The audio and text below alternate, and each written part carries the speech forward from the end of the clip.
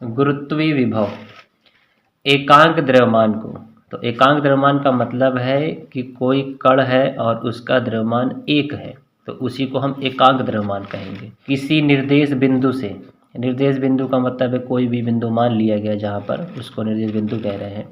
गुरुत्वीय क्षेत्र के अंदर, जैसे मान लीजिए ये पृथ्वी है, इसका अपना क्षेत्र है जहाँ तक ये अपना गुरुत्व का प्रभाव रखती है, कि यहाँ तक से कि यहाँ पर कोई वस्तु इधर आ जाती है तो फिर ये जो है इसको खींचने की क्षमता रखती है, ये जो अर्थ है इसको खींच लेगी, तो ये क्षेत्र क्या हुआ, इसका गुरुत्वीय क्षेत्र हुआ। अगर यहाँ पर है तो नहीं खींच पाएगी, तो ये इसका गुरुत्वीय क्षेत्र नहीं है, ये मान लिया आपने।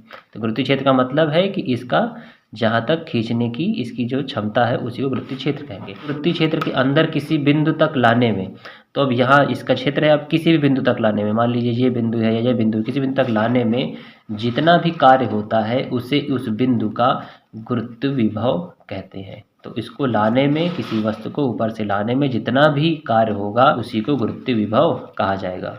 और जो गुरुत्व विभव है ये हमेशा नेगेटिव होता है।